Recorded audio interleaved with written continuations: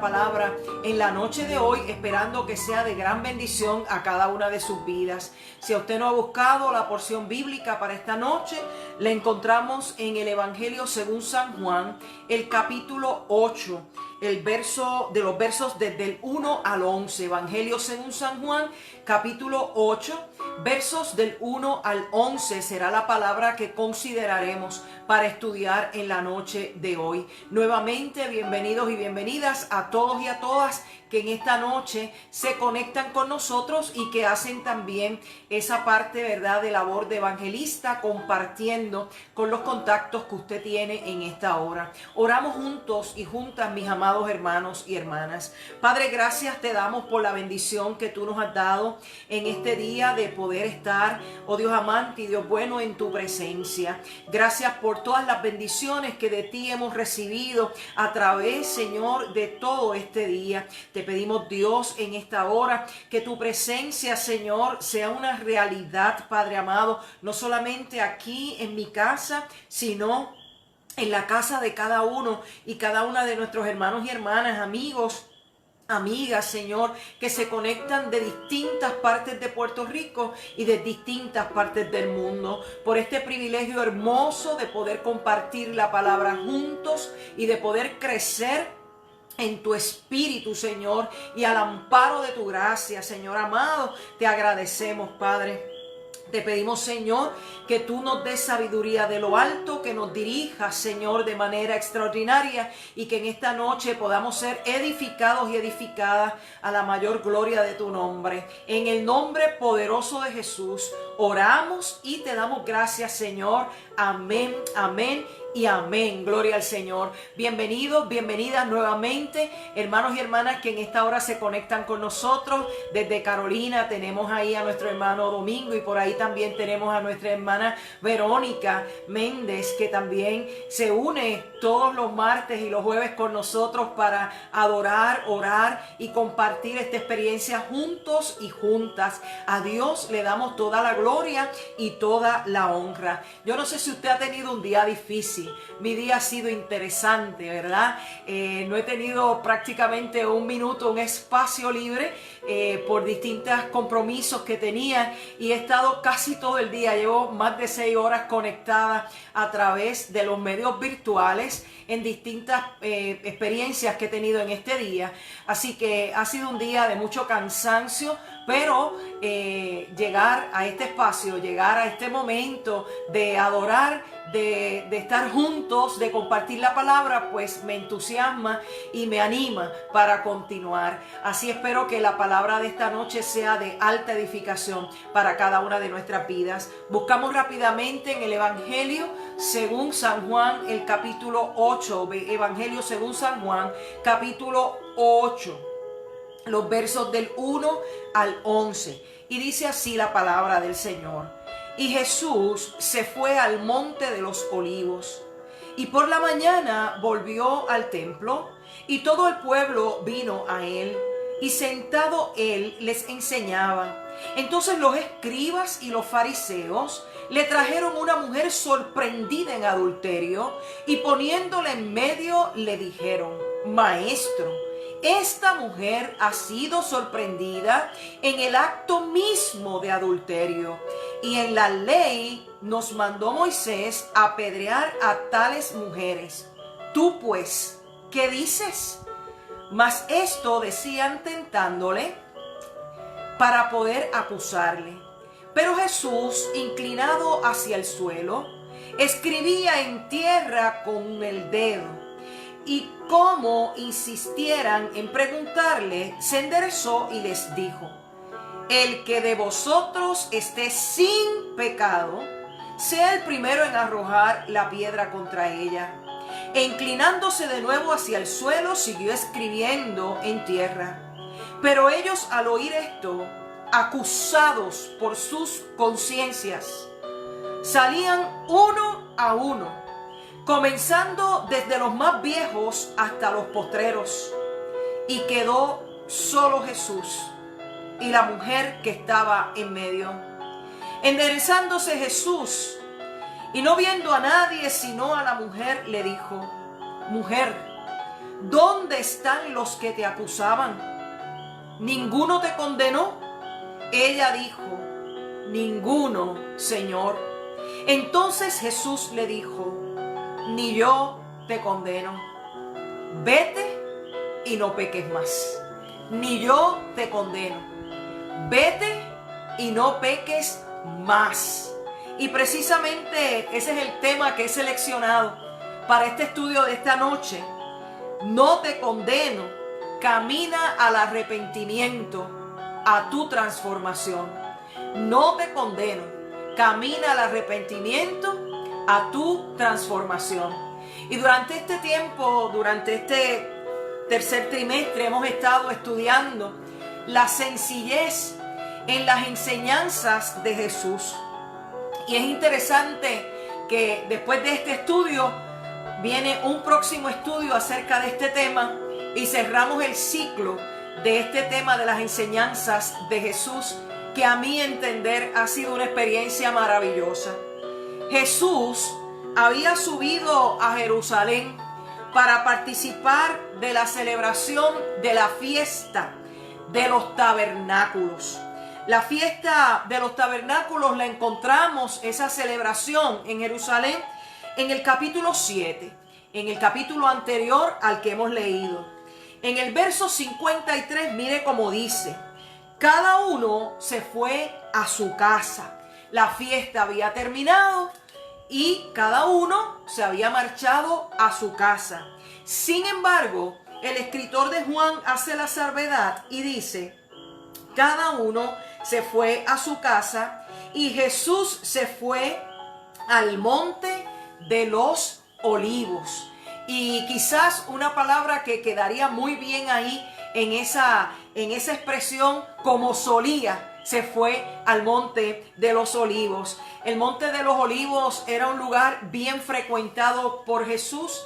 Era un lugar donde él podía estar a solas con el Padre, donde él podía encontrar esa experiencia de solitud, esa experiencia en la presencia del Padre y tener tiempo para orar. De hecho, antes del momento de su aprehensión, él está en ese resguardo junto a sus discípulos y se había llevado a su círculo íntimo para orar, ¿verdad? Pero eso ocurre mucho más adelante. Pero para que usted tenga una referencia de que llegar al huerto de los olivos no era una coincidencia, no era algo que Jesús no había practicado, no era algo que Jesús no había frecuentado. Jesús solía ir al monte de los olivos cada vez que subía a Jerusalén, cada vez que tenía la oportunidad, llegaba hasta el monte o el huerto de los olivos.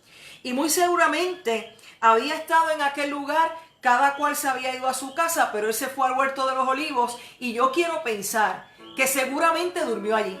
Que seguramente después de estar un tiempo en oración y en meditación frente al Padre Celestial, se quedó dormido en aquel lugar, porque aquel lugar para él era un lugar, un espacio de paz, un espacio de tranquilidad, un espacio oportuno para él. Y ciertamente quiero pensar que en aquel lugar se quedó a dormir, porque cuando nosotros encontramos a Jesús buscando a sus discípulos, en un momento dado se acercan los discípulos. Hay personas que quieren ser discípulos de Jesús y Jesús le dice, no hay ningún problema, pero tengo que hacer una salvedad. El Hijo del Hombre no tiene ni un lugar para recostar su cabeza. Así que donde nos coja la noche, ahí es que nosotros vamos a permanecer. Dice que por la mañana, el verso 2, por la mañana volvió al templo. Y todo el pueblo vino a él, y sentado él les enseñaba. ¡Qué cosa tan maravillosa! Estuvo toda la noche en el monte o el huerto de los olivos. Estuvo allí orando, en meditación, descansó, y por la mañana regresa al templo. Y específicamente dice aquí que por la mañana regresó al templo, y todo maestro, todo rabino se sentaba y sus discípulos se sentaban alrededor de él para aprender de esa palabra que tenían para compartir. Jesús está sentado en el templo y ahí está sentado con sus discípulos, con la gente que lo seguía, pero dice específicamente que todo el pueblo vino a él. ¡Wow! No se quedó nadie, dice que todo el pueblo, y todo es un absoluto. Queremos pensar que había mucha gente en aquel lugar. Mi mamá tenía una expresión que nos hacía a nosotros reírnos mucho. Y mi mamá decía, es que había un gentío de gente. Y yo le decía a mami, me imagino que había un gentío de gente, mami. Así que había un gentío de gente allí, terrible, ¿verdad? Terrible, escuchando la enseñanza de Jesús. Fíjense que antes de que esto ocurra, Jesús había sido amenazado. Y estaban buscando los fariseos y los escribas. Estaba buscando el Sanedrín, la forma de poder capturarle. Así que este era un prófugo en búsqueda, ¿verdad? En búsqueda y captura. Sin embargo, es algo curioso, porque lo están buscando y yo nunca he pensado, ¿verdad? ¿Cómo es que no lo encontraban? Si él estaba en todos lados, Jesús no se escondió de nadie. Jesús continuó su ministerio activo hasta el último momento. Así que lo estaban buscando y no descartaban poder atraparle. Jesús, en mismo medio del festival, lo habían tratado de avergonzar, lo habían tratado de humillar, y aún así él continuaba enseñando, él continuaba dando las lecciones que el Padre le permitía dar a aquellas personas. Y la pregunta que nos hacemos en esta noche, después del festival de los tabernáculos, después que la gente se había ido, después de Jesús tener la experiencia de oración en el huerto de los olivos, regresa al templo a enseñar. La pregunta es, ¿qué estaba el Señor enseñando en el templo? Porque en el templo se enseñaba de la ley, al igual que en las sinagogas. En el templo se enseñaba de la ley de Dios. Y fíjense que Jesús está rodeado de gente, y el escritor, el autor de Juan, nos dice que todo el pueblo había ido al templo a escuchar la enseñanza de Jesús. Así que yo me imagino que los fariseos y los escribas estaban molestos, altamente molestos, porque el pueblo sigue escuchando a este hombre. Y dice que en medio de la enseñanza ellos perdieron el caché. Los fariseos y los escribas perdieron el caché. ¿Sabe por qué? Porque cuando un maestro estaba enseñando, nadie le interrumpía. Nadie se atrevía a interrumpir al maestro. Y Jesús estaba enseñando y dice, mire lo que dice el verso 3. Entonces los escribas y los fariseos les trajeron a una mujer. Quiere decir que los que interpretaban la ley, que los conocedores de la ley, que los que creían que tenían el sartén agarrado por el mango de la ley de Moisés, se atrevieron a interrumpir la enseñanza que Jesús estaba brindando a todo el pueblo. Interrumpen al Señor. ¿Y por qué le interrumpen? Porque hay un caso de vida o muerte. Usted puede pensar eso por lo que se desenlaza después, pero realmente por ahí no es que viene la interrupción. Fíjense que yo les acabo de decir que los fariseos y los escribas era un grupo sumamente conocedor, un grupo alfabetizado, y eran los intérpretes de la ley. ¿Por qué, si conocen y saben lo que está ocurriendo, interrumpen la enseñanza de este rabí, de Jesús, maestro?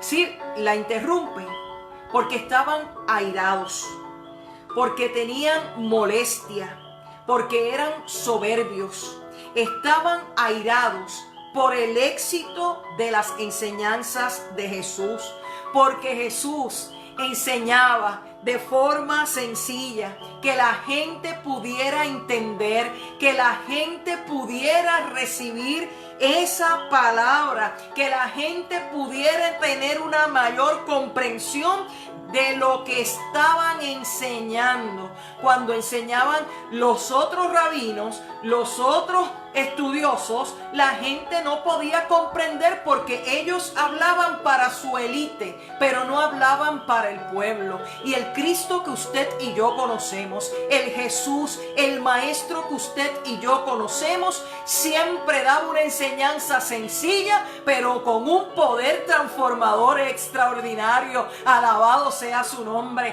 Jesús enseñaba de forma clara y contundente, donde no había un momento que usted no pudiera tener una comprensión de ese nivel de profundidad, pero al mismo tiempo de comprensión cotidiana que utilizaba el Señor. Los fariseos y los escribas aprovechaban todo evento, todo momento donde Jesús estaba enseñando para intentar, y fíjese la palabra que estoy utilizando, para intentar destruir a Jesús públicamente. Y digo intentar porque fueron muchos los intentos y ninguno prosperó. Anteriormente, como les dije, habían intentado atrapar al Señor a la fuerza. Y a mí me encanta ese texto porque dice que Jesús se puso en pie y caminó por el mismo centro. No fue que se fue por la puerta de atrás, no fue que se fue por la puerta lateral, no fue que se fue por una ventana. Jesús se levantó y se fue por el mismo centro. Si me quieren atrapar, atrápenme. Aquí estoy. Pero había una autoridad tan maravillosa en Jesús. Había una potestad tan maravillosa en Jesús que ellos no pudieron atrapar al Señor. Jesús continuó su camino. Y dice que ellos interrumpen al Señor y llegan al templo con una mujer que había sido sorprendida en adulterio. Pero me gusta como dice más adelante los versos bíblicos, porque dice, trajeron una mujer sorprendida, estoy en el verso 3, sorprendida en adulterio, y poniéndola en medio le dijeron, Maestro, esta mujer ha sido sorprendida en el mismo acto de adulterio. ¡Boom! ¡Qué terrible! En el mismo acto de adulterio fue sorprendida esa mujer. Siempre me he hecho la misma pregunta. ¿Por qué llegaron con la mujer y dónde está el hombre? Porque si fue en el mismo acto de adulterio, había una segunda persona en ese acto de adulterio. Así que esas se las dejo ahí para que usted también reflexione. Dice que pusieron la mujer en el mismo medio.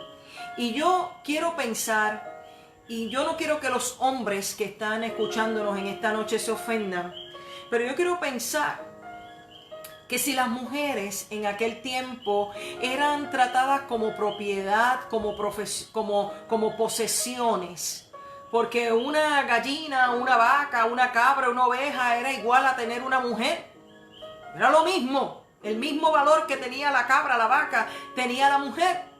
No tenía ningún otro nivel ni estatus, y yo no estoy aquí levantando un nicho feminista. Yo estoy diciendo la realidad del contexto social de aquel tiempo. Así que yo quiero pensar que si esta mujer fue sorprendida en el mismo acto de adulterio, dos cosas. Estos fariseos y estos escribas sabían de la pata que cojeaba esta mujer. Sabían del pecado que cometía esta mujer y la tenían en vela. Pero no para tener, ¿verdad?, alguna situación de decirle tienes que corregir tu conducta. No. La tenían en vela para cuando tuvieran la oportunidad atraparla y poner a Jesús en el medio del asunto. Y realmente eso fue lo que pasó. Así que esta mujer es atrapada en el mismo acto de adulterio y si era considerada una propiedad, yo me imagino que la sacaron del lecho donde se encontraba la mujer y si no tenía mucha ropa le tiraron quizás una toalla por encima, un paño por encima y así mismo se la llevaron. No le dieron tiempo para vestirse. Así que imagine usted en aquel contexto social llevar a una mujer a toda prisa, quizás empujándola porque no valía nada. A los ojos de ellos era una adúltera, una pecadora. Qué bueno que Jesús es diferente. Porque tú y yo, pecadores y pecadoras, cuando el Señor nos extendió la mano, no nos trató de esa manera. Aún siendo pecadores y pecadoras, nos trató con amor. Fue movido a misericordia. Nos trató de una manera digna de ser humano. Y llevaron a esta mujer quizás a medio vestir, con poca ropa, a la prisa, empujándola y quizás vociferando por todo aquel lugar que ella había sido sorprendida en pleno acto de adulterio. Y la pusieron en medio de donde estaba Jesús enseñando. Hicieron de aquella situación todo un espectáculo público. El Señor no hace eso con nosotros. El Señor nos trata con amor y no nos expone.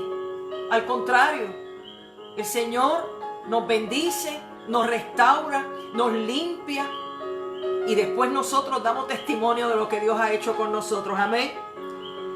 La ponen como evidencia. Pienso que ellos estaban disfrutando el momento con tal de hacer quedar mal a Jesús. Ellos estaban disfrutando aquel momento porque para ellos no había forma ni escapatoria para Jesús. Esto ya no se trataba de la mujer, se trataba de Jesús. Vamos a ver ahora qué tú vas a hacer con la ley. Si tú vas a seguir la ley de Deuteronomio y de Levítico que establece que toda mujer que fuera cogida en acto de adulterio, al igual que el hombre, había que apedrearlos para que aprendieran la lección y eso no se repitiera más. Eso dice en Deuteronomio 22, del 22 al 24 y también en Levíticos. Así que ellos tienen el texto de la ley de Moisés que va a hacer valer la conducta de ellos públicamente. Ellos no tenían un ápice, oiga bien, de misericordia y mucho menos compasión. Si con personas que Jesús sanaba, como hemos visto en este mismo evangelio, ellos se mostraban insensibles. ¿Recuerdan cuando sanó al ciego de nacimiento en el capítulo 9 del evangelio de Juan? Y se forma el reperpero porque ¿cómo es posible que este hombre lo haya sanado en un día de reposo? Ni siquiera se maravillaban por el milagro. El hombre que está en el estanque de Betesda, que también es sanado por el Señor, tampoco ellos se alegran. No, porque iba en contra de lo que ellos esperaban. Y Jesús es el Dios que va en contra de lo que ellos esperan. Porque es el Dios que se mueve a misericordia y bendice de manera sobreabundante. Aunque ellos tenían un tribunal para los juicios, fíjese que ellos llevan a esta mujer para que Jesús se convierta en juez y allí se haga el juicio acerca de la conducta pecaminosa de esta mujer inmunda, impura y que hay que matar.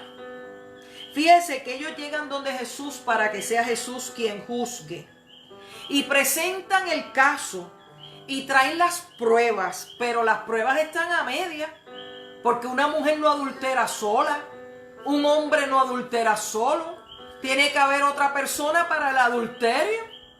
Así que la prueba está a media, no se menciona el hombre por ningún lado. Presentan el caso, traen pruebas y esperan la sentencia, que sea una sentencia de acuerdo a lo que está establecido por la ley de Moisés.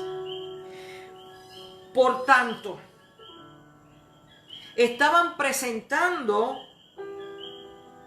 un falso respeto a Jesús. Porque fíjese cómo le llaman, maestro. Esta mujer ha sido sorprendida en el mismo acto de adulterio. Y llamar a Jesús maestro sería un título de respeto, pero este es un falso respeto a Jesús porque hay una doble intención en eso.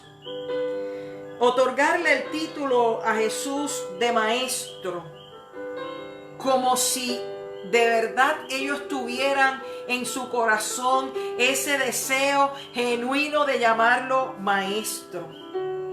Fíjese que la inmoralidad de la ley que ellos interpretaban había caído bastante bajo. Había llegado a un punto que había desvirtuado lo que Dios había querido hacer en un principio con su pueblo. Venían ahora a exigirle a Jesús. Y fíjese cómo es que ellos le dicen: esta mujer fue tomada en el pleno acto, sorprendida en el pleno acto de adulterio. Y fíjese el verso 5. En la ley nos mandó Moisés apedrear a tales mujeres. Tú pues, ¿qué dices? Y usted no le llama la atención eso, porque si ya en la ley decía que había que apedrearla, ¿por qué se la tenían que llevar a Jesús? Si ellos conocían la ley, habían interpretado la ley como le había dado gusto y gana, porque ahora tienen que llevarle a esta mujer a Jesús, porque hay una doble intención en su mente, en su corazón. ¿Tú qué dices? ¿Cuál es la intención? Miren, ellos sabían quién era Jesús. Usted y yo sabemos quién es Jesús. Jesús es el Dios de misericordia. Jesús es el Dios de toda gracia. Jesús se mueve a misericordia, su corazón se conmueve. Es un Dios maravilloso, es un Dios compasivo. La compasión describe a Jesús. Ellos sabían quién era Jesús. Así que están poniendo a Jesús en un punto donde debe escoger entre la compasión y la justicia. ¡Wow! Si Jesús se mueve a compasión, no está siguiendo la ley y es un detractor de la ley. Y si Jesús actúa por medio de la ley, que sería la justicia, entonces ¿qué diferencia tiene este de nosotros? Está Jesús como el jamón del sándwich. Está Jesús entre la espada y la pared. Fíjese que ellos tenían una espinita con Jesús porque hasta un discípulo de Jesús había sido un publicano. Y los publicanos eran igual que los pecadores. ¿Se acuerdan que hace poco, unas semanas atrás, hablábamos de el odio que tenían ellos porque Jesús come con los publicanos y con los pecadores? Mostrar misericordia dejaba claro que Jesús no respetaba la ley, y obrar en justicia dejaba claro que Jesús era igual que ellos. Hay un dilema aquí en medio de esta enseñanza. Pero el Evangelio de Juan, si usted se acuerda cómo comienza, en Juan 1:17 dice: pero la gracia y la verdad vinieron por medio de Jesucristo. Pero la gracia y la verdad, Juan 1:17, vinieron por medio de Jesucristo, que Él es gracia y que Él es verdad, que Él es verdadero, ¿ok? Así que Jesús está en ese dilema. Si condena a la mujer, ¿dónde queda la gracia? Si la perdona, negaba la verdad intrínseca que hay en la ley.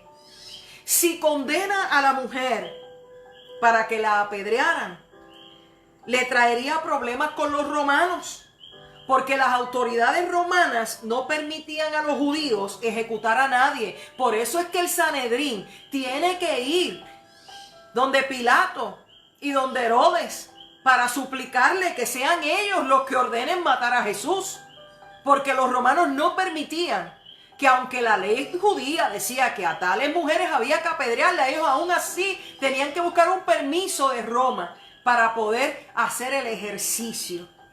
Los fariseos y los escribas habían preparado el camino, habían preparado esto con gran precisión. Y todo lo que determinara a Jesús iba en contra de Jesús mismo. Si la perdonaba, si la condenaba, si el Señor se atrevía a ejercer la ley, todo iba en contra de Jesús. Y dice la palabra que Jesús se inclinó en el suelo. Esa no la vieron venir. Ellos no la vieron venir. Jesús se inclinó en el suelo y escribía en tierra con su dedo. Hasta el día de hoy nadie sabe qué fue lo que el Señor escribió. Pudo haber escrito tantas cosas. Ese es el único registro bíblico que encontramos a Jesús escribiendo. Y parece que lo que escribió fue contundente. Y fíjese que hay algo bien interesante en el Evangelio según San Juan, el capítulo 17, que dice que Jesús vino para que el mundo sea salvo por él. Que Jesús vino para que el mundo sea salvo por él. Si Jesús condenaba a esta mujer, ¿qué garantía de salvación estaba dando? Así que, ¿qué escribió Jesús? Yo no sé. Pero los fariseos y los escribas insistían. Lea el verso 7, que ellos insistían en preguntarle. Insistían en preguntarle. Y fíjense que ahí dice la palabra que Jesús se enderezó. Y yo quiero recordarles a ustedes que Jesús es Yeshua. Y Yeshua quiere decir el que endereza. El que enderezó a la mujer encorvada es ahora quien se endereza. Y cuando Jesús endereza es porque algo maravilloso va a hacer. Y dice que Jesús se enderezó y les dijo: el que de vosotros esté sin pecado, que es lo mismo que podría preguntar ahora mismo, el que de ustedes esté sin pecado, pues sea el primero en arrojar la piedra, porque hay que apedrearla. La ley dice que hay que apedrearla, ¿verdad? Pero Jesús añade algo que ellos no vieron venir. El que esté sin pecado, que sea el primero en lanzar la piedra contra ella. Y fíjese que Jesús hace un juicio justo. Fíjese lo que Jesús está haciendo con esto. Les está obligando a hacer un examen de conciencia, como mismo nos está llevando a nosotros hoy a hacernos un examen de conciencia. Aquí era importante la culpabilidad del acusado. La mujer era culpable, eso era importante, la culpabilidad del acusado. Pero la misma manera se requiere de la inocencia de los acusadores. ¿Y qué es lo que Jesús está haciendo? Es cierto que esta mujer es culpable, pero los acusadores son ustedes. Y si ella es culpable, en ustedes tiene que haber inocencia. Y fíjense que Jesús los colocó contra la pared. Este acto que ustedes están haciendo ahora mismo, que han sacado a esa mujer del pleno acto de adulterio y la han traído hasta aquí para demostrar que ella es culpable. Pero ahora, ¿qué van a hacer ustedes? Porque yo estoy ahora diciendo que el que no tenga pecado sea el primero que arroje piedras. Y aquí hay un problema y es evidente. Ellos habían premeditado esta situación.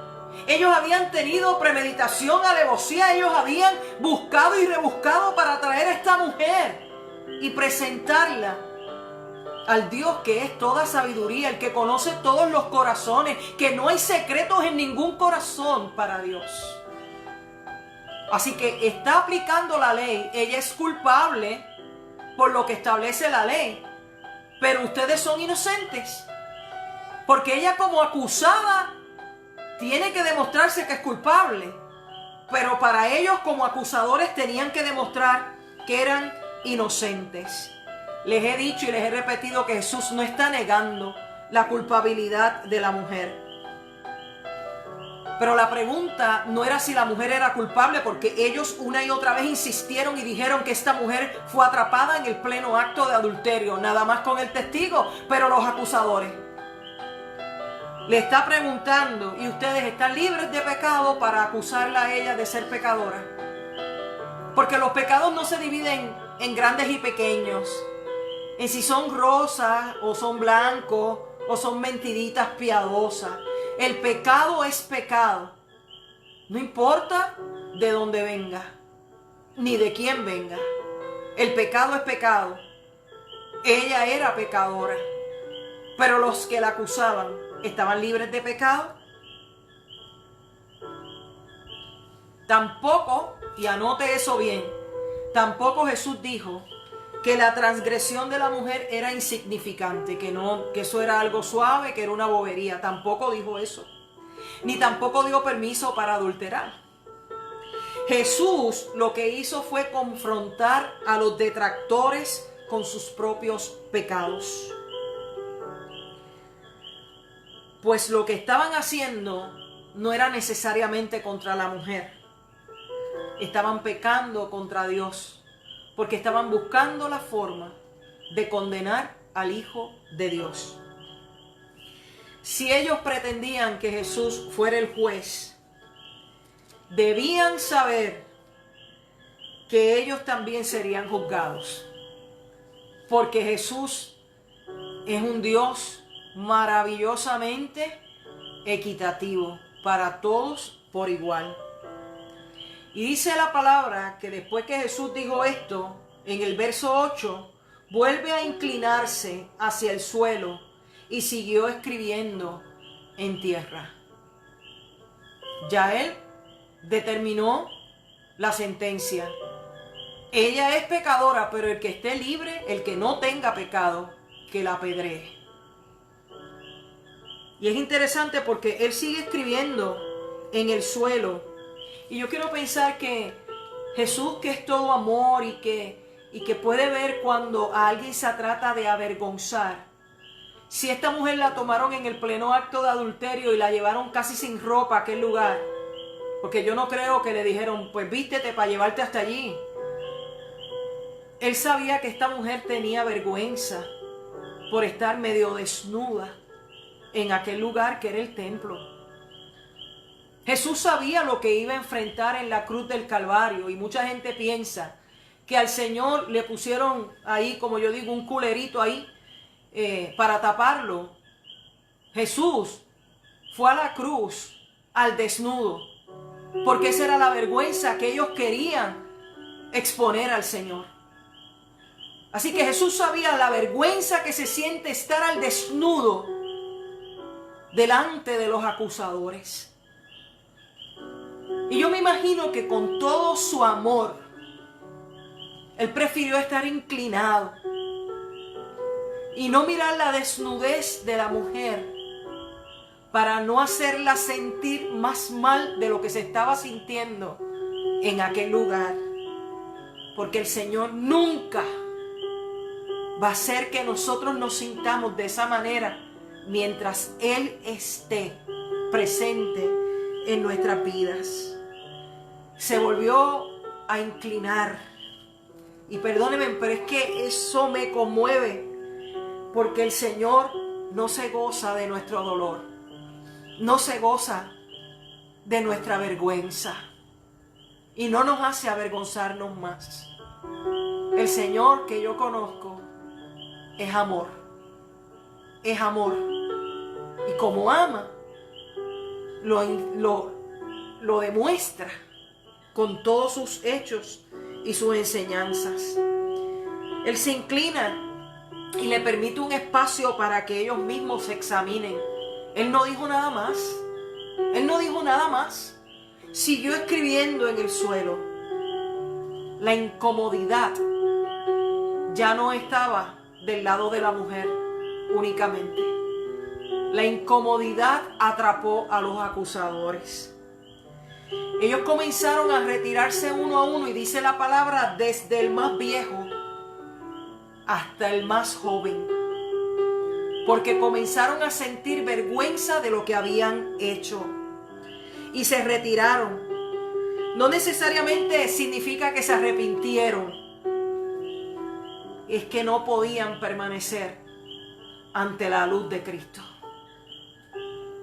El Señor había sacado a la luz la vergüenza de ellos, la doble intención de ellos, porque no hay nada oculto que no haya de ser revelado, y lo establece la palabra del Señor.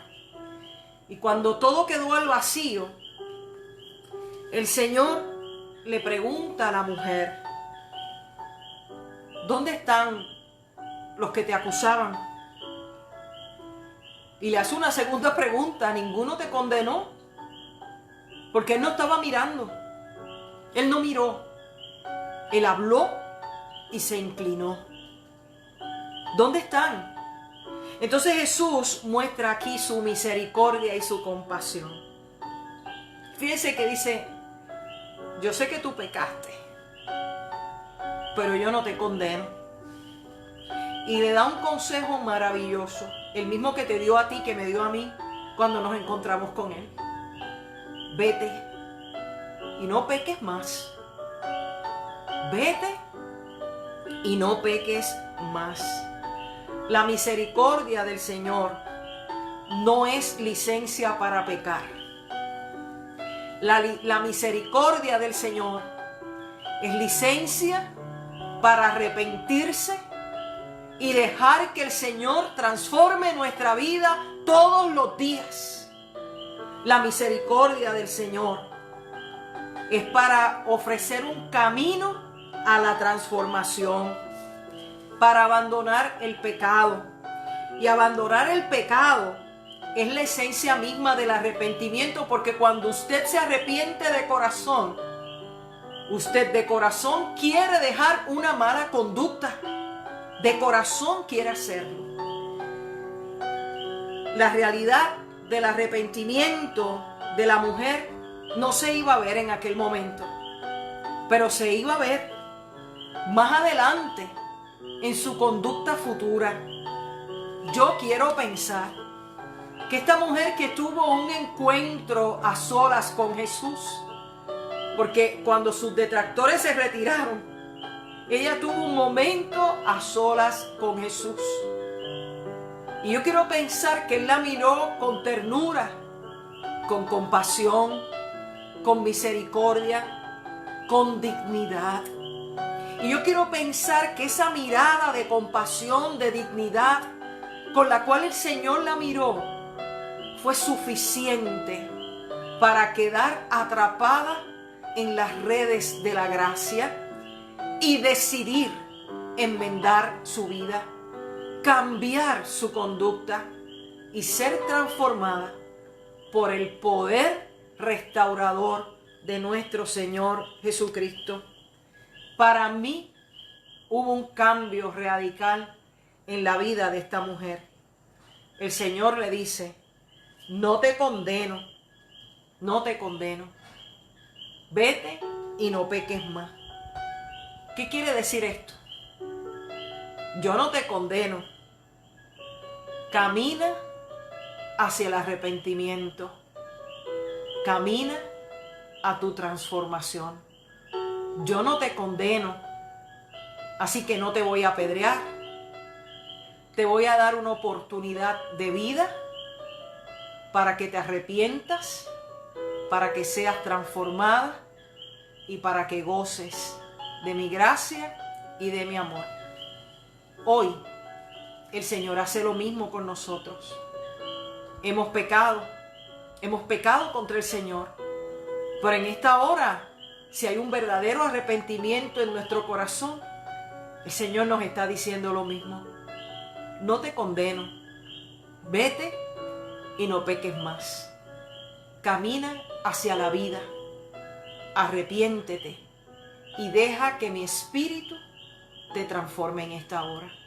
Permite el Señor que esta palabra haya llegado a lo más profundo de nuestro corazón y que podamos entender que Jesús es Yeshua, el que endereza, el que tiene un trato diferente hacia cada uno de nosotros, pecadores y pecadoras en proceso de transformación. Oramos en esta hora, mis amados hermanos y hermanas.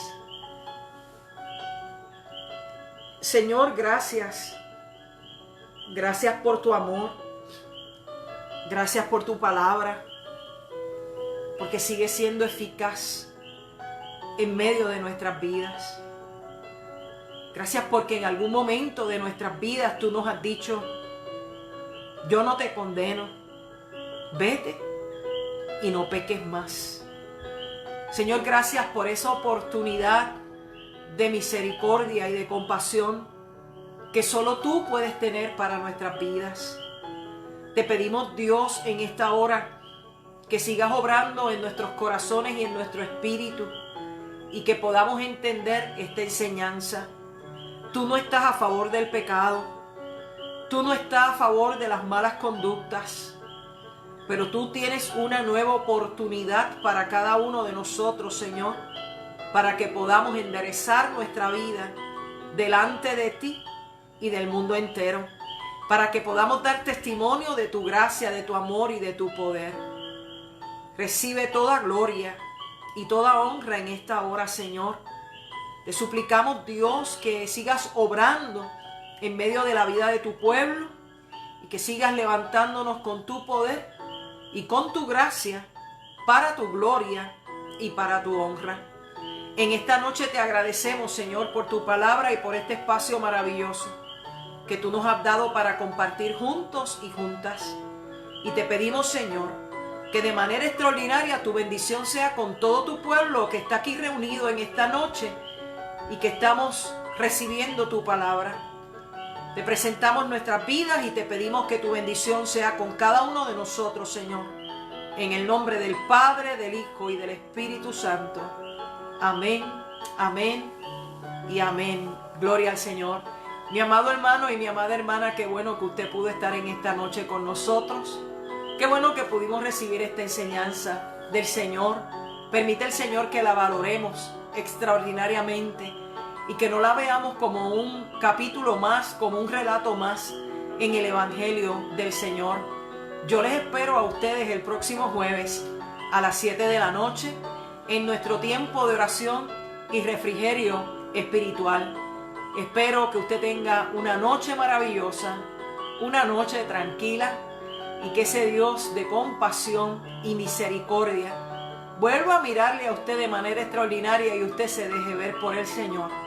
Que sea tocado por su gracia y por su amor. Que Dios te bendiga, que Dios te guarde.